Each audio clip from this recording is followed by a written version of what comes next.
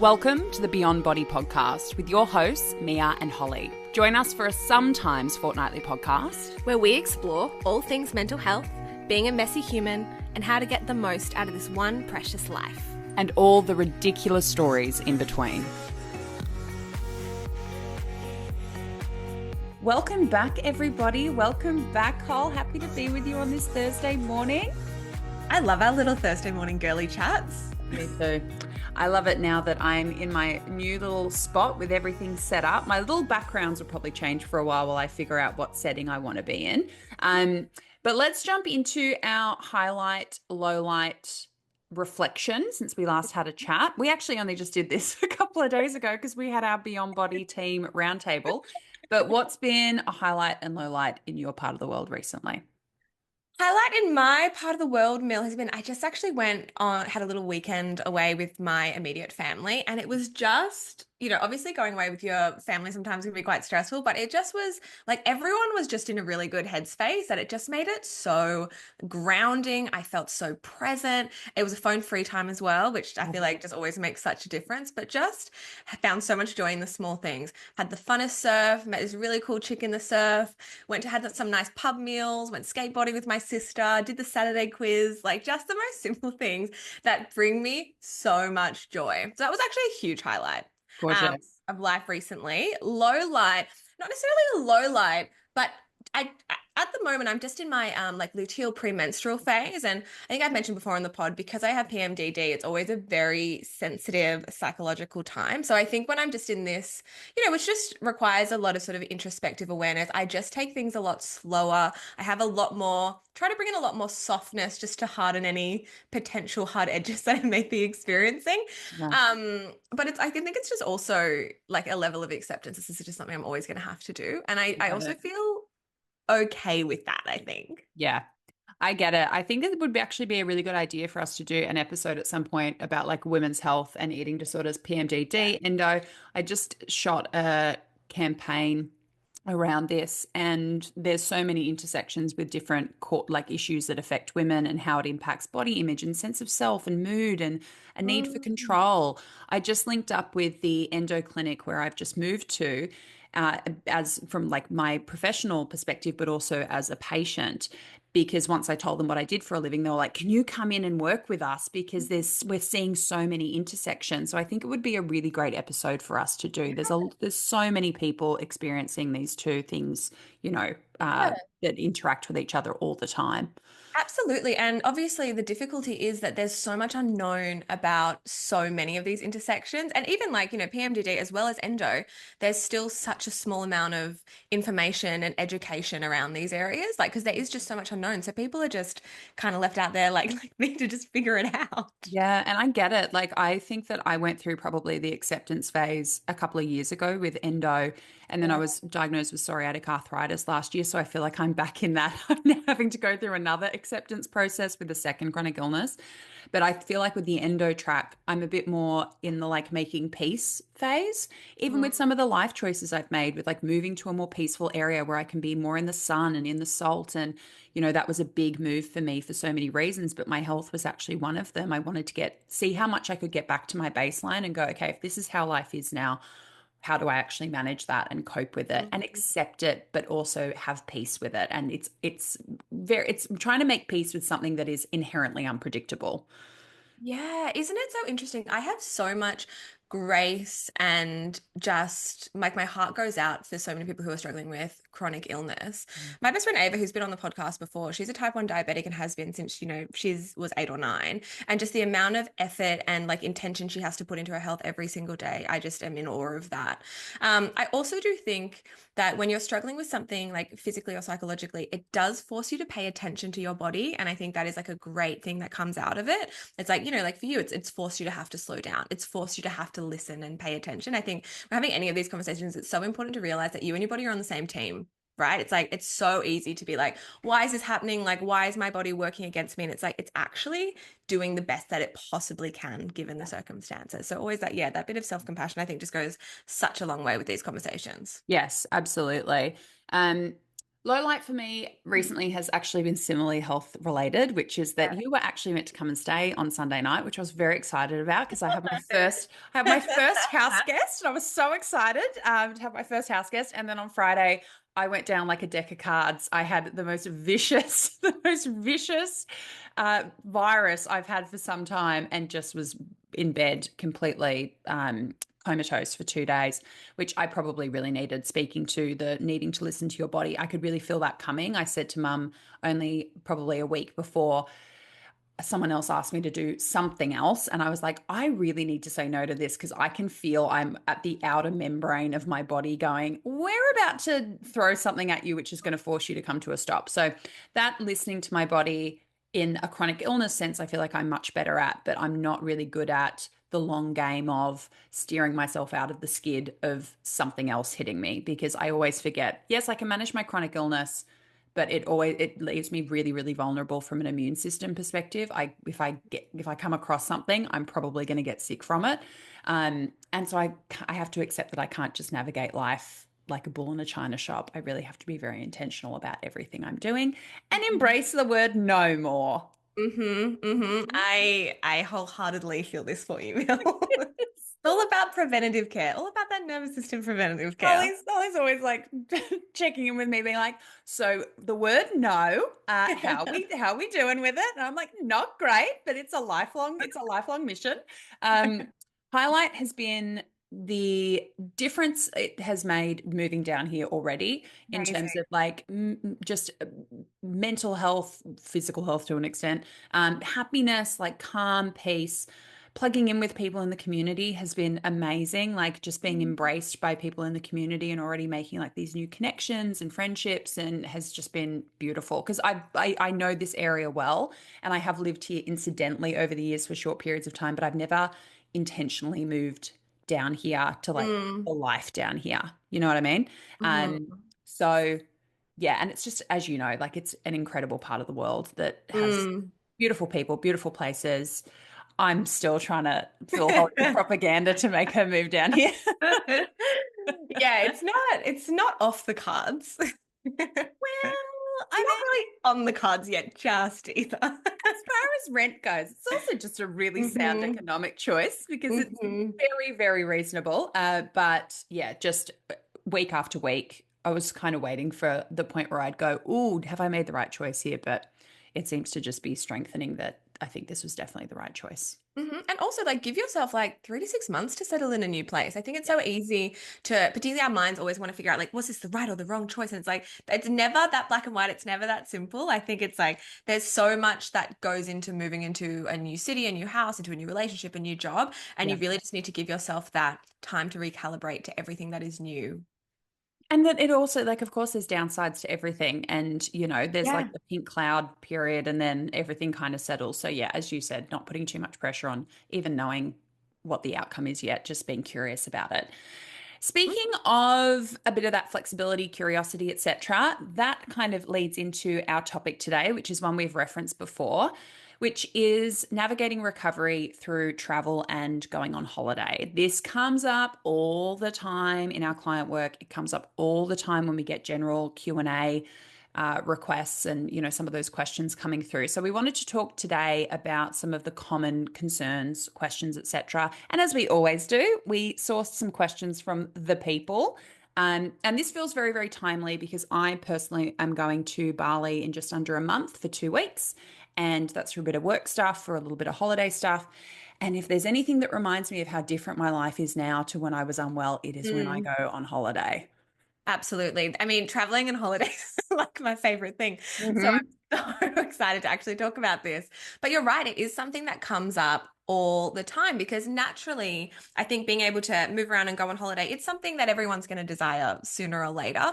And it also can be a great mark of someone's recovery, their ability to actually do that. But we'll get into sort of everyone's questions in a moment. But we're going to start with something that someone asked that's a little bit more body focused. And they said, how do I stop myself from trying to get my body holiday ready in inverted commas I'm doing here and Yes. making that my focus. What do you think, Mill, about this? I love this question because I think it's a very, very common one. And it was certainly my experience that I would spend so much time focusing on how to get my external self to look the way that I thought it should look to go and have an internal experience. You know, like when you Yes. think about a holiday, you think about, I want to be rested. I want to be relaxed. I want to feel connected. I want to have these amazing experiences. It's exciting. And it's like that's got nothing to do with what the body looks like, but it's, you know, trying to have these internal feelings by making yourself look a certain way. It just, again, Mm, the logic just never tracks. You just push mm, slightly on an mm, eating disorder thought, and it just, the mm, logic all falls apart. So, this is also one that comes up a lot, obviously, in client work. And I think that the thing here is to focus on that external, you know, sense of control, quote unquote, versus what we actually want to feel. And if you actually look back on the evidence of every time you've attempted to do this, every time this has been your focus, every time this has been the priority, how has that actually worked out? How has that actually landed? Because the irony is that most of us are going on holiday or we're traveling to be able to have a sense of peace and calm and relaxation. And if you are doing things to quote unquote get yourself holiday ready, you are absolutely not just psychologically, but physiologically going to be in a state of higher anxiety because you're probably not eating enough. And if you are, you're probably not eating the variety of foods, which also falls into the definition of enough. Um, you're probably highly less likely to want to engage with things which are going to break those rules or break those restrictions. So you're not going to be able to have the flexibility and the curiosity which would make that enjoyable. So, what is the point of this holiday? What is the point of this travel if the thing that you're doing in the lead up to it is absolutely guaranteeing it's going to be pretty terrible? Oh, absolutely. So this one I find like I learned this lesson the hard way, right? I Yeah, think you also did, Mel. repeatedly. Yeah, a few times. It's wild to me how toxic this messaging is, the whole like summer ready, holiday ready, wedding ready angle that diet culture loves to push. I think it's really useful here to reframe that the only thing that needs to get holiday ready is your mindset. So, and really take some time to, like you're saying, think about the experience you actually want to have, the days you actually want to remember, the culinary experience, if that's something that you want to have. Find what that really healthy self intention is going to be and let that guide your mental and emotional holiday preparation, right? And this could even look like if you know that you are someone who is vulnerable to maybe engaging in behaviors because there's an event or a holiday or whatever it is, put in a higher level of accountability, be aware of your vulnerabilities, really practice help seeking. I think if someone, and realistically, for you to be able to go on this holiday and actually enjoy it, you don't want that experience to be the first time you're practicing some of these things. Like you want to feel pretty confident that we're going to have minimal behavioral reduction, that, you know, you're meeting those baseline points of adequacy as well as regularity. You've got a solid amount of variety in there as well. The holiday is not the time to test these things. Yes. Really think about, you know, this holiday is something that we're working towards, like recovery is working towards this, not that eating disorder is working towards this. I mean, really the only significant relapse I've had in my life was in the lead up to a European holiday years and years ago. But prior to the holiday, I restricted significantly, exercised significantly, bought clothes that I didn't fit at the time to fit into them on the, like, we couldn't be more toxic here. Yeah. Sorry, everyone. But when I was on the holiday, obviously I was incredibly restrictive at the beginning, so high stress, so overwhelmed about how many unknowns there were. And there were so many unknowns. I was going to a wedding as a +1. I didn't know anyone there. Like there were so many unknowns. But obviously over the course of maybe it was like a 10-day trip, I got so much more distressed, more and more behaviors were popping up. I then felt really out of control around food. My mood was getting lower and lower, and I was just feeling so disconnected from myself, from my partner, from everyone that we were around. Because I was trying to mask, I was trying to pretend like it's okay, like I'm having a great time, and like was not having a good time. I was so happy, so relieved to like get back to normality. But then it was a very steep hill pulling myself back out of that. Yes. I think it speaks to that whole like eating disorder fantasy, empty promise of we're just going to do this now and then we'll stop. We're 100%. just going to do this before the holiday. And then when you go on the holiday, you're going to be so happy and so confident and so this and so that. And you won't have to. Absolutely not. If you are entrenched in these rules and these practices and these patterns, they're going with you. Like they're Mm, absolutely coming mm, with you. You can't mm. just suddenly steer out of this way of thinking or these ways of behaving. That's a very intentional way that you kind of break those patterns. And the whole idea that, oh, you've hated yourself into this body and then suddenly you're just going to love Mm, yourself. As I often say, the totally, destination you end up at is the path that you walk down. So if the path is totally. self-hatred, self-punishment, like self-abuse, etc., that's the house at the end of that Mm. path. You're not going to pogo stick your way down to like self-acceptance and love and true confidence and peace and calm. Wherever you were headed, that's where you're going to end up. Totally. Absolutely. It's like hate doesn't equate to love. That has never worked. That has never been the algorithm that works. It's Nope. really interesting, right? And I think this one, and even I've seen a lot of clients have this similar situation in like the lead up to a concert, say. And I think what is like a really useful bit of perspective just to like pull yourself out of your own little status quo there and realize that what is the value behind this experience? Like, let's say you're going to like a T Swift concert.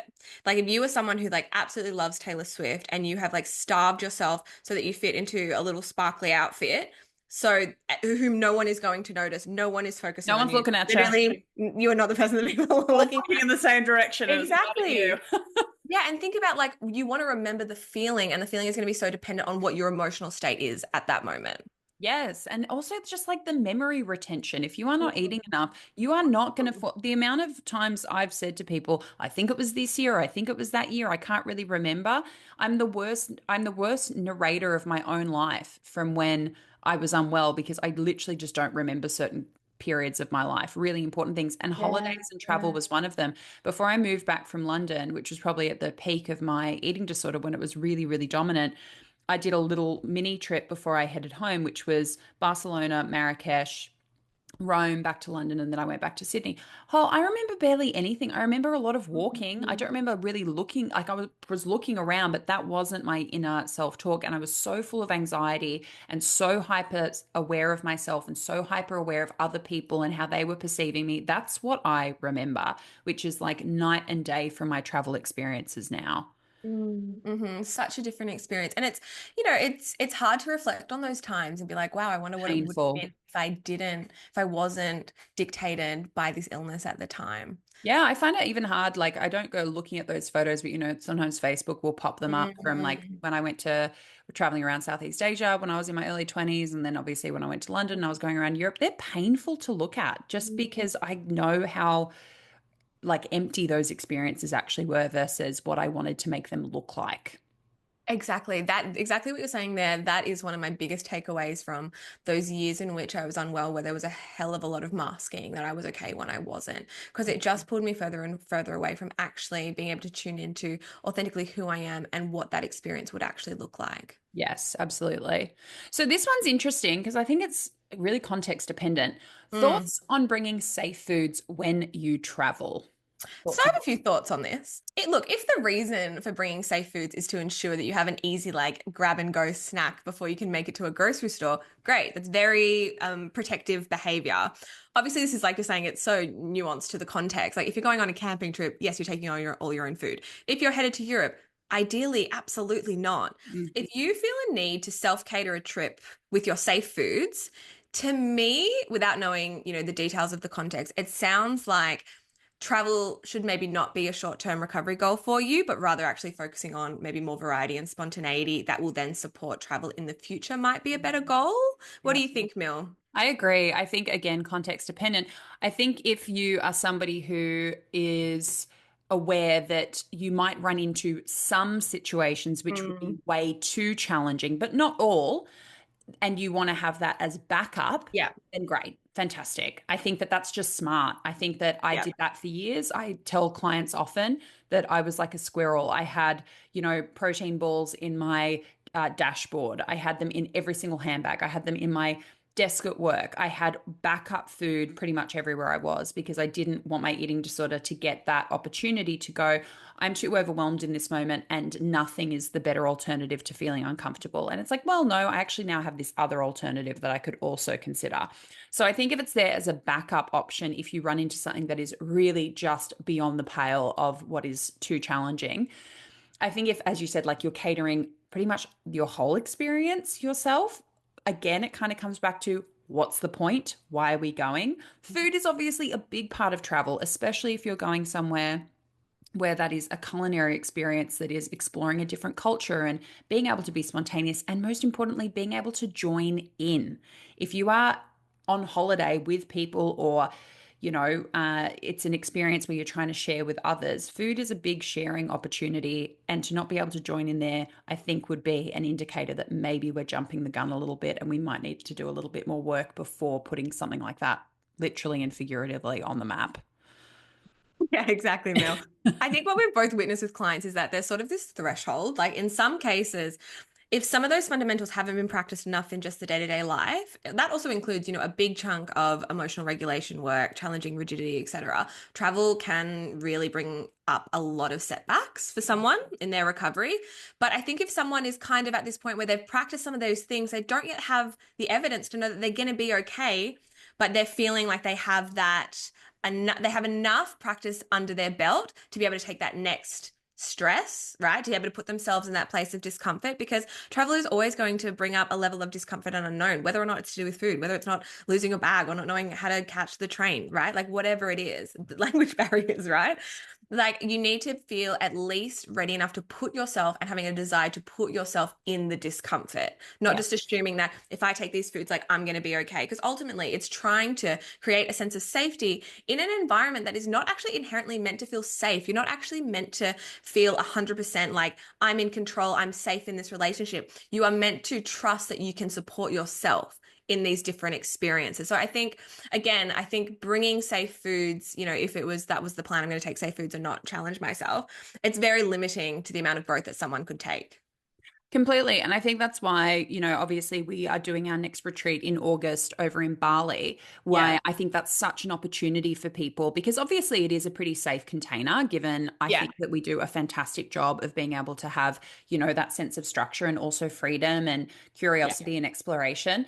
And, all the beautiful food is catered, and it's a very like communal getting together attitude towards food versus it being like a really intense experience, given it's more so for people who have got a really good grasp on particularly regularity and adequacy and have made a really good push on variety.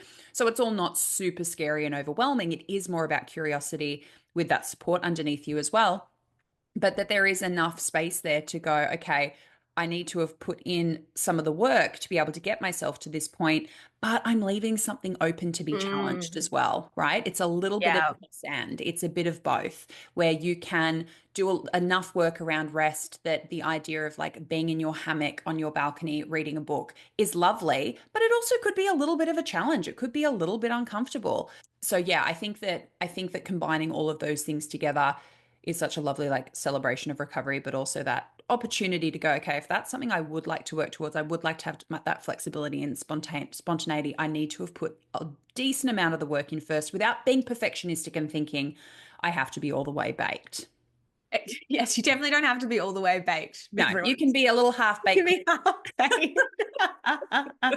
And you know what? We both have clients who have come to all the retreats, and it has been just an absolute game changer for so many people when they have that positive, healthy self-intention of I'm doing the hard yards now, I'm putting in the hard work to get there. We have clients at the moment who are working their asses off to be in this like space where they are going to be able to just embrace the curiosity and the achievement and the excitement of an experience like that, as opposed to coming in feeling like it's all going to be too much. We have clients who've booked up for next year because who've already come to them because they're like, that's the one that I just did was to get myself to that, that next really good bit. And then the next one I come to, I want to come recovered and to celebrate myself, which is beautiful. So beautiful. So beautiful. I love it. Okay, so the next question we have here, someone has asked, is it possible to actually enjoy a holiday without stressing about where the gym is? Let me tell you, yes, it is. Oh boy, it is. I think when you're traveling, naturally priorities should shift. Like say you're away with your family for a week. The priority there should be relaxation, quality time with them, not hitting the gym. Like, look, if you are someone who is medically stable and have an intuitive relationship with movement, it is important to move our bodies in some capacity as adults. Not every day, but obviously there is, significant health benefits in the long term. But in saying that, it doesn't have to be a priority. You know, I traveled for 6 months of last year, and the other 6 months of the year, I was just bouncing around different Australian states. So much geographical instability, minimal routine and predictability with anything, let alone movement, right? And movement for me, it just wasn't a priority. I do it because it feels good when it feels good, right? Like, for example, I lived in this cute little town in Portugal called Isadora, and there was the most amazing French bakery randomly on the top of this hill near my house. So I like considered walking to the top of the hill. I was like, I mean, my body feels good because it's moved, but I didn't have to schedule in movement to make sure I'm fitting it in. It Yeah. just actually became a way of life. Yeah, and I think that I think back on my most recent holidays, I don't think I do any intentional like it just doesn't factor. I wouldn't think I was adding to my holiday by going to the gym. You know what I mean? Like Mm, when I'm in Ubud, which is obviously like I spend long stretches of time there, but I stay in a little village called Penestanan and get up in the mornings, not every morning, but get up in the morning and walk through Champuan and go and get my coffee and go for a little bit of a wander while the village is waking up before all the tourists are out. That's my exercise. And mm, it is not about the exercise. It is mm, just that is the way that I love to start the day. And that's how I like to feel like I'm, really in the experience.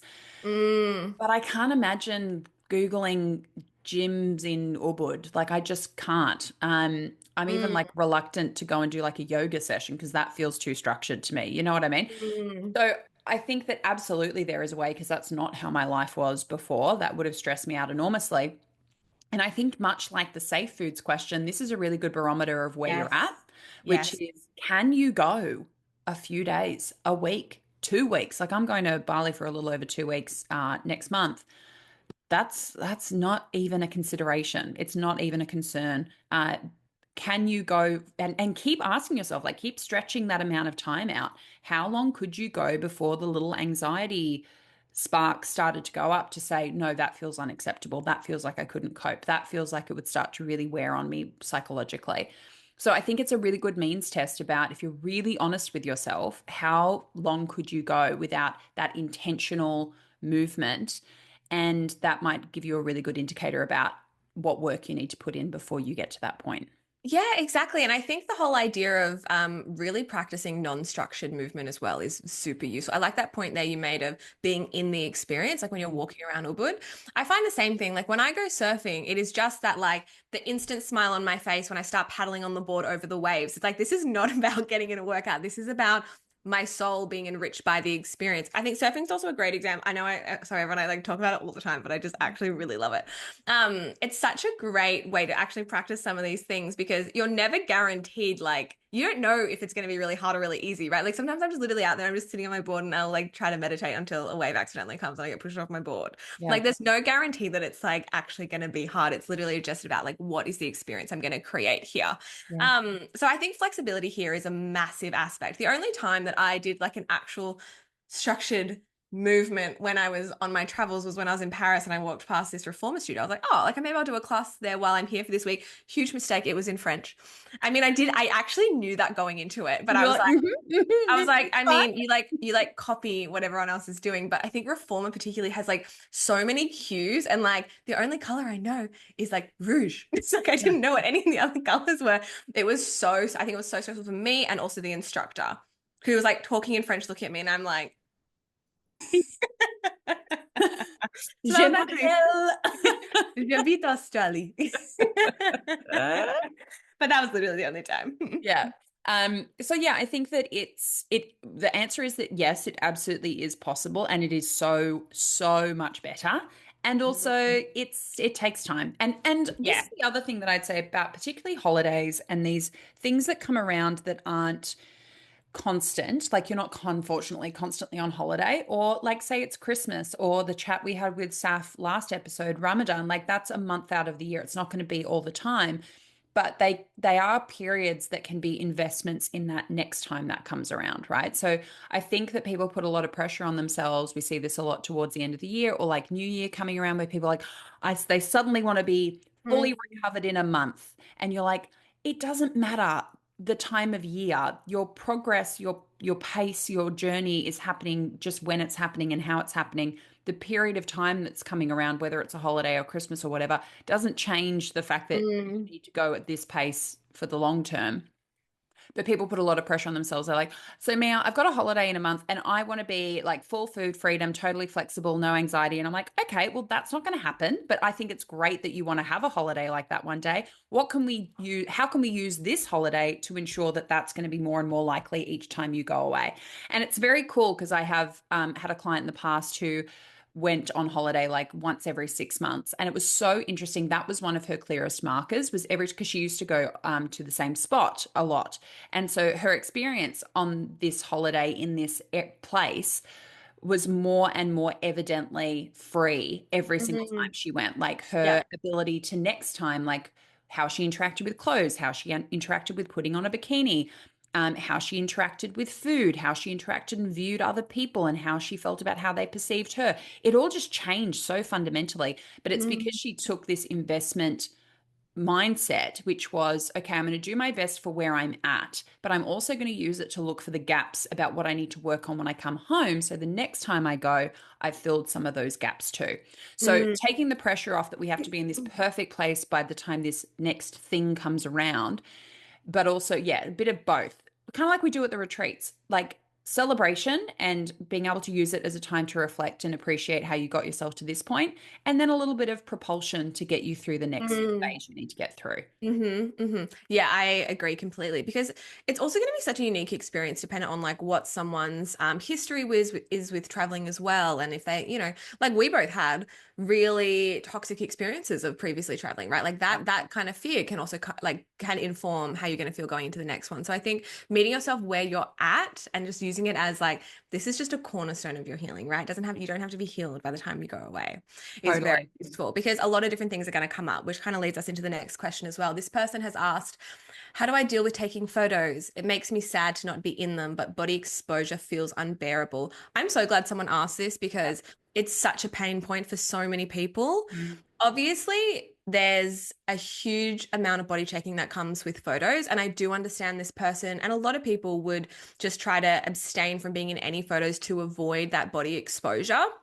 A couple of things that I would do when I was really struggling with this was to realize that what my experience is in this moment is that I don't want to see myself in that photo. That doesn't mean that I can't be in the photo, right? I would rather put myself in the discomfort and have to like really tune into that courage to be like, yep, cool, I'm going to be in the photo. Doesn't mean I have to look at it and choose Mm. that level of discomfort as opposed to the discomfort of I can't be in them at all because I don't trust myself not looking at them and then don't trust myself not getting triggered by them, right? It's Mm. sort of like you have to choose your discomfort here.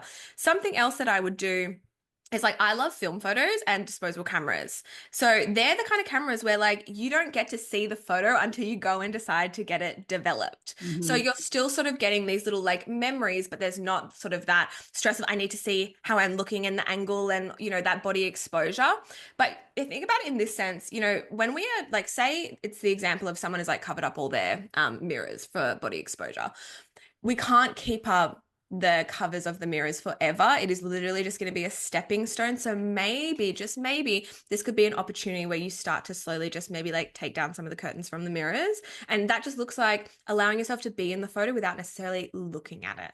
Yes. Yeah, you've nailed it because, for years I noticed this coming up, in relation to holidays, travel, weddings, all kinds of stuff where it was like, well, this is an event in my life that is kind of a one-off and I'm not in the position where it feels good to be in those photos, but like I hope that there's a healthy version of myself down the track who would at least want this marked and where I could look at it then and go, I was there. That was my, experience. Mm.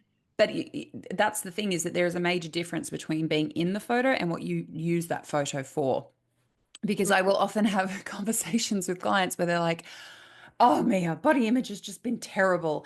And we get to the bottom of the fact that like they just had an event or a holiday and they went, Mm. looking through their phone and zooming in and, or on social media and, uploading photos and Mm. going back and I'm like, so why did you look at the photos? Oh, because it's a memory and I wanted to experience. And I'm like, but it just happened. It's not, it doesn't need to be a Mm. memory yet. You're still in the experience. You know what I mean? Like if we look at the actual function of being in those photos, it's to be able to access the feeling you're in right now, right? Like if you've just gone on holiday, you can access that feeling. You can access those memories pretty vividly. You probably logically don't need to look at that photo to jog your memory about your experience for like years, arguably, right? Like you will Mm. remember it pretty clearly. So the whole concept, like not letting your eating disorder self trick you into the intention of looking at those photos in a way that's unproductive and maladaptive. You're not Mm. really looking at it probably for memories. It's probably to do a bit of body monitoring and to do a little bit of surveillance. Yeah, absolutely. And also make sure that you're pulling back the layers of not, only wanting photos so they can be photos that you are perceiving as good so you can upload them to a public platform and receive external validation.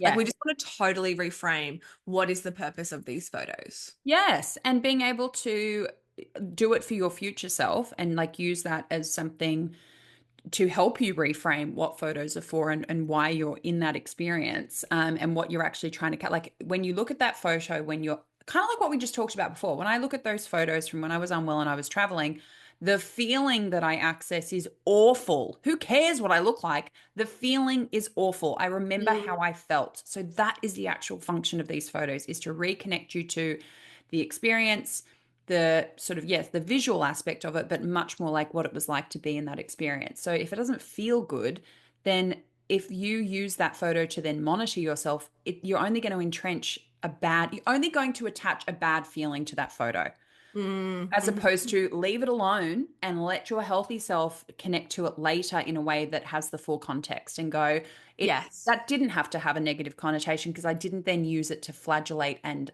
punish myself, because that will become your attachment to it. I use this photo to monitor and punish myself and hyper focus on that, and then the Yeah. actual meaning of the photo gets totally lost.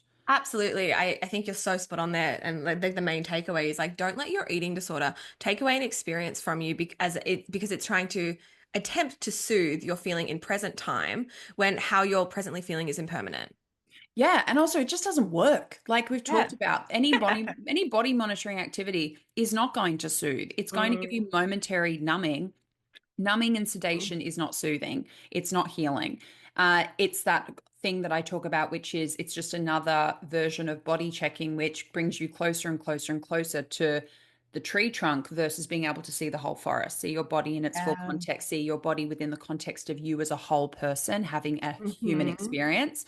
So Hmm. it's also just reflecting on the evidence of like, it also just makes you feel like shit. It just also just doesn't work. It's awful. Yeah.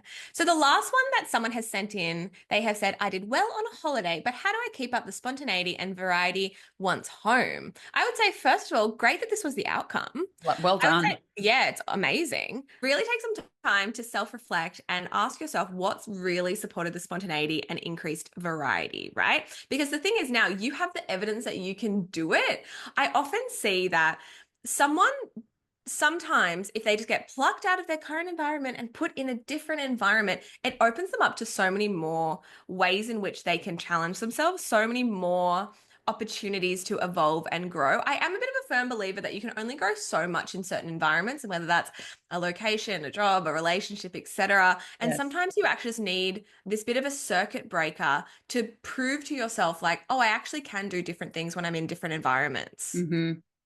So funny you use the word circuit breaker. We got a retreat request this morning that said exactly those words. That is so funny. Really? Yes. That is so funny. But yes, the idea of like being able to keep it up when you're home is just how you choose to take those lessons and implement them now that you're home. Like recovery goes with you wherever you are, which, Yeah.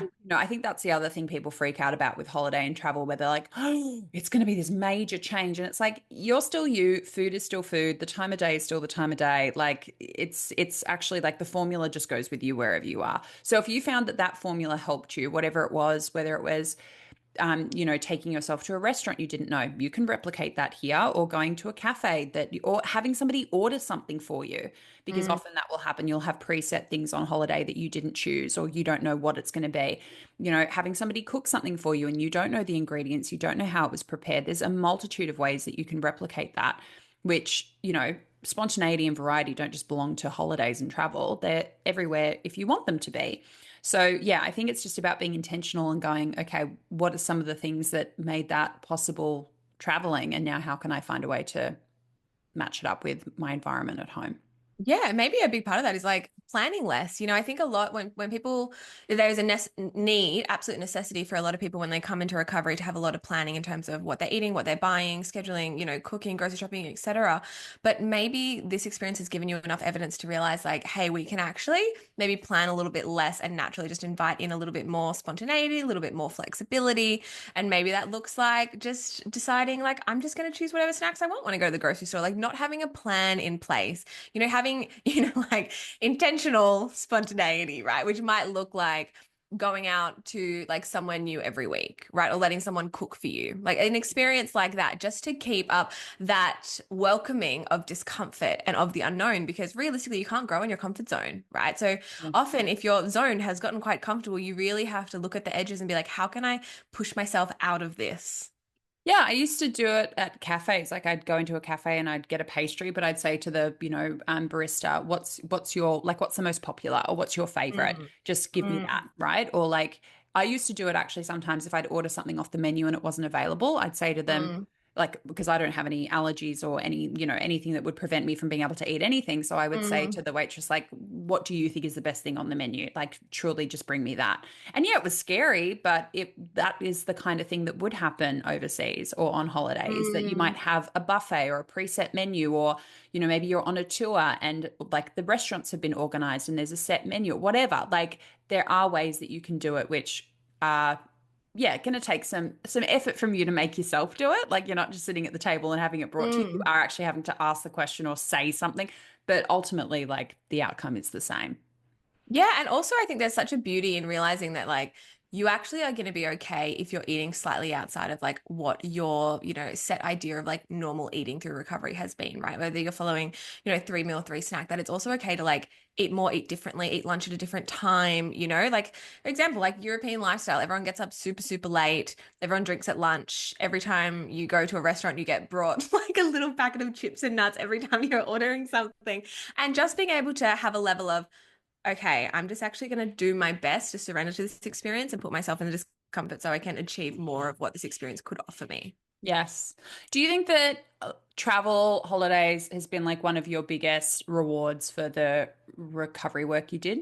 Absolutely, Mill. I would say that my recovery has given me this just understanding of freedom. Obviously, it starts with food and then it just expands to every other area of my life. I think the fact that, like, when I did my big trip last year, I was traveling alone for 6 months as a female, working on the road, nomadic, and I had to just back myself at every single corner. I lost my luggage, crazy things happened, but I also had literally the best time of my life. The fact that I just felt so open to meeting different people whom I would never have exchanges with. There was just no level of limitation in the sense of what I thought I could do. Mm. And that comes from developing this trust with yourself through recovery. It really is the gift that just keeps on giving. Yes, absolutely. Especially like somebody who's like as independent as I continue to find myself to be, and who Mm, loves, exploring and, heading off and being spontaneous and, getting to where I want to go to whenever I want to. Like it's a necessity. It's another necessity mm, uh, in terms of why recovery had to happen, right? Because my mm. experiences are, as we've already said, night and day. Like it's one of the things I wouldn't give up. If somebody said, "Here's $100 million, we're going to give you your eating disorder back," I would be like, absolutely not. Like Mm. there are just priceless things, priceless experiences, priceless relationship with self, priceless trust of self and flexibility and spontaneity and true connection and true peace and calm and being able to connect to your environment that makes this priceless, And as we've already said, it is such an investment. And I think this is one of the biggest rewards. I don't think it's a coincidence that travel and holidays end up on most people's either short-term or long-term lists of whys and motivators for recovery, because Mm-hmm. it is intrinsic to all of the core and key values of recovery and all of the elements of it, like we talk about regularity, adequacy, eating socially, spontaneously, etc. But like that relationship to self and that potential for life being exciting and in the most wonderful way unpredictable is it's I think that travel holidays really are the culmination of all of the very key reasons why you want to do this work. Absolutely. I think it's also just I think so many people who go through recovery have this innate desire for more, for something else, for human evolution. And traveling is that, it's like you can only know so much about yourself in the world if you're like living and breathing the exact same existence every single day. I think it keeps us having a level of like perspective and self-trust and adaptability and just all these things that I think make life feel, like you're saying, like feel exciting. Yeah, absolutely. Beautiful episode. Love talking about this topic, whether it's recovery related or not. But as always, we love to hear your feedback. We love to hear your experiences. Pop them in the comments on YouTube and Spotify. Can't do that on Apple, unfortunately. And as always, feel free to send across any episode suggestions or questions you have. But we will be back in a couple of weeks to have a chat with all the people again. Talk to you then.